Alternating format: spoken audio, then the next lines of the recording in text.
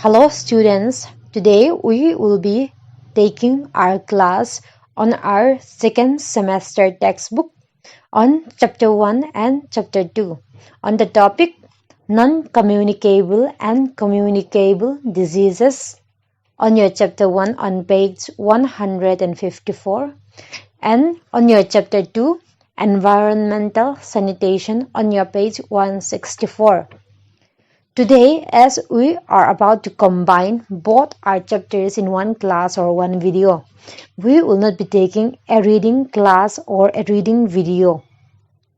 However, I will be summarizing both your chapters and will be pointing out the important points which will be important for your exams. And I will be giving you a selective notes. So, only read and study those kind of notes which I gave you. Only those selected questions and answers will be coming for your exams. However, I will be giving you a list of spellings. You are to underline them and find them out in your textbook itself and copy it down in your science notebook. And all exercise textbook answers and questions are equally important in both the chapters. Now let's start with chapter 1. Non-Communicable and Communicable Diseases. When we talk about non-communicable diseases, it means diseases that do not spread from one person to another. So this means that non-communicable diseases are those which we will not be getting from people or which we will not be able to pass on from us to other people through contacts such as by shaking hands or by sitting together or by holding them. Examples are like diabetes, heart diseases, goitre, night blindness, and many others. So when we talk about communicable diseases, it means diseases or sickness which we could contact from one person to another just by sitting together or holding hands together or through the air we breathe or through the water that we use together. So, example will be like the prevailing coronavirus. So, a coronavirus or a typhoid or a common cold or a fever, those are the kind of diseases which are called communicable diseases. Airborne diseases are those that are spread from one person to another through the air we breathe. It is spread through cough, sneeze, or spits that are released into the air. The airborne diseases are common cold, flu, tuberculosis, and pneumonia. The symptoms are such as sneezing, headache, runny nose, sore throat, fever, cold and cough, and many others. And when we talk about waterborne diseases, it is caused by drinking of contaminated water. So, in order to prevent ourselves from waterborne diseases, we need to drink hygienic or clean water. The name of the waterborne diseases are cholera, dysentery, typhoid, and hepatitis. The symptoms of a waterborne diseases are diarrhea, vomiting, dehydration, severe stomach pain, loose motion, prolonged high fever, and many others. Diseases are also spread by insects and animals, such as mosquito, which causes malaria and dengue, and dogs, which causes rabies. These diseases are caused after the insects or animals bit a person. The symptoms of a malaria patient is fever, headache, shivering, and vomiting. And the symptoms of a rabies patient is anxiety and other abnormal behavior. Diseases are also spread through direct contact with a person who is already suffering from chickenpox, whooping cough, and ringworm. And there are also diseases which are developed during childhood, such as measles, chickenpox, mumps, and diphtheria. We can prevent ourselves from these type of communicable diseases by isolating ourselves from such other patients. And we should use different utensils that are used by the patients. Our rooms and our environment should always be clean, and we should always drink boiled and filtered water, and we should drain our surrounding waters and use insecticides such as DDT to prevent mosquitoes from breeding, and always use a mosquito net when we're at home at sleeping. And our pet animals such as dogs should always be vaccinated. Also, many of the communicable diseases could also be prevented by immunization. This immunization helps us fight against diseases such as measles and chickenpox. We could also fight against these diseases by getting vaccination.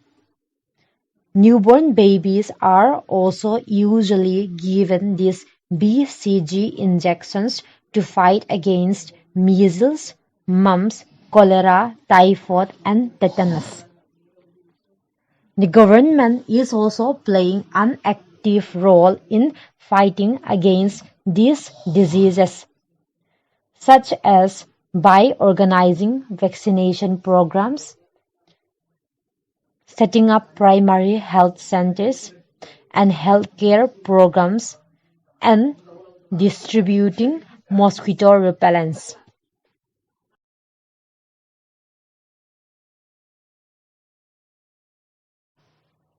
Chapter 2: Environmental Sanitation. When we talk about sanitation, it means the removal of waste and maintenance of hygienic living conditions in our surroundings. There are two types of waste.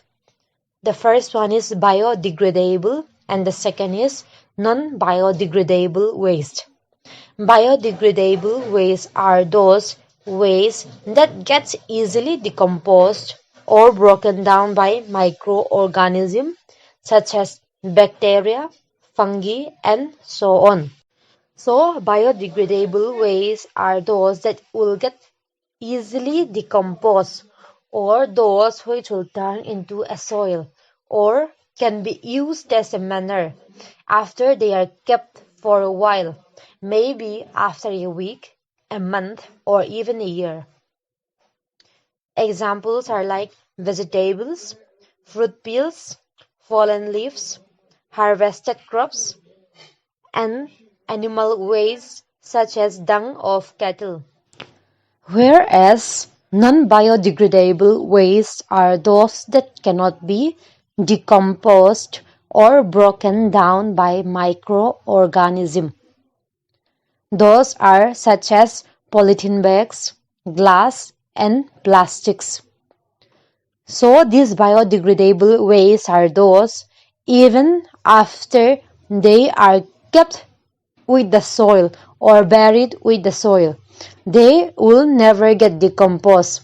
Maybe even after a year or two, they will still remain as they are. They will never turn into the soil particles. Now let us learn about the four types of pollution. 1. Air pollution. When we talk about air pollution, it means the burning of garbage and the smoke released from industries, the toxic poisonous fumes emitted by vehicles. This polluted air could cause respiratory problems such as asthma and wheezing. We could prevent ourselves from this air pollution by not burning our garbage and plastics in public places. We must ensure that our vehicles do not emit toxic smoke on the road through the use of special instruments to check the emission levels of vehicles. Thirdly, the factories should keep smoke emission under control by using cleaner fuels. The second type of pollution is land pollution. It is caused due to non-biodegradable waste, chemical waste from factories, and excessive use of chemicals such as insecticides, pesticides, and fertilizers. The preventive measures for land pollution are that 1. We must throw garbage and other waste materials only in dustbins. 2. We should separate the waste into biodegradable and non-biodegradable waste. And plastics should always be recycled. The third type of pollution is water pollution. It is caused by industrial waste, chemical fertilizers and pesticides, leakage of oil from ships into seas and oceans, and washing clothes and utensils, and bathing animals in water bodies. Water pollution causes many waterborne diseases such as cholera and typhoid. We could prevent water pollution by refraining ourselves from throwing garbage or our unwanted things in the riverbanks, in the nalas, or in the basins or drains, such as rivers and lakes. Rivers should also not be used to bath animals or wash clothes. The fourth type of pollution is noise pollution. It is caused by loudspeakers from festivals, TV, music systems, bursting of firecrackers, or in schools by children or students, or even in marketplaces. We could prevent noise pollution by keeping the volume of the music system down and the television also. And we should follow the rules and laws enforced by the government while bursting of crackers during festivals such as Diwali or in Christmas. And we should refrain from shouting even in schools. The next topic is waste management. So we can manage our waste by keeping the biodegradable substances in one dustbin and the non-biodegradable in one dustbin. Or we could even dig a pit for the biodegradable and the other pit for non-biodegradable waste. Non-biodegradable waste, though they cannot be decomposed, however, they can be used to recycle new goods. When we talk about recycle, it is the process of converting waste materials into useful materials. The next topic is biogas. Biogas is a mixture of gases, mainly methane and carbon dioxide, produced from decaying plant and animal matter. Plant and animal matter such as straw, manure, and household waste are collectively called biomass. And when we talk about gobar gas, it is a biogas generated out of cow dung. Gobar gas or biogas plants are being set up all over India. This technique is used to recycle plant and animals waste. The biogas is what we called as the cylinder gases, which are used for cooking at home after they are connected to the fireplace or stove in the kitchen. Now all you have to do is solve the textbook exercise answers in the textbook itself and write the only given spellings and notes. Those will be the only important questions and answers for your final exams. And in the given below picture, in your question number 1, match the following. Do not draw the lines as it has been done in the textbook. However, you are to write the alphabet numbers besides the given words.